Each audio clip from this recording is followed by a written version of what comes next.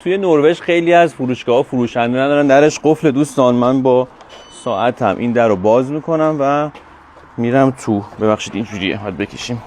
هیچ فروشنده‌ای داخلش نیست. ببینید، نه کارگر، نه فروشنده، نه آدم، نه نگهبان. اولین چیزی که برمی‌داریم این نوشیدنیه که خودش رو شیر هم داره. فکر کنم آب سیب باشه. یه دونه از اینا برداریم. برند جالبی هستش، ببینیم که چی هست. شیر و هم برداریم برای بچه‌ها. نوشیدنی انرژیزا، این اسکوید گیم سریاله با طعم انبه. با اینکه آب نروژ خیلی گواراست آب شیرش، ولی یه دونه آب معدنی هم برداریم. شکلات تند چیلی، عجب فلفلایی داره. فلفل هم برداریم. این نمیدونم چیه، سیب زنی شیرین فکر کنم. آره، شکلات ویفری یا ویفر شکلاتی در است. یه دونه بستنی اورئو برداریم و یه دونه هم از این که فکر کنم خوشمزه باشه، حالت دبل چاکلت داره. این برام کتاب گذاشتن، ولی نه برای فروش، برای قرض گرفتن.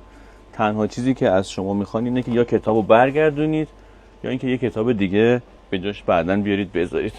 دیدید دیگه، هیچ فروشنده‌ای نداریم، خودمونم داریم اینا رو دونه دونه میزنیم اینجا که حساب کنیم. فروشنده‌ای در کار نیستش.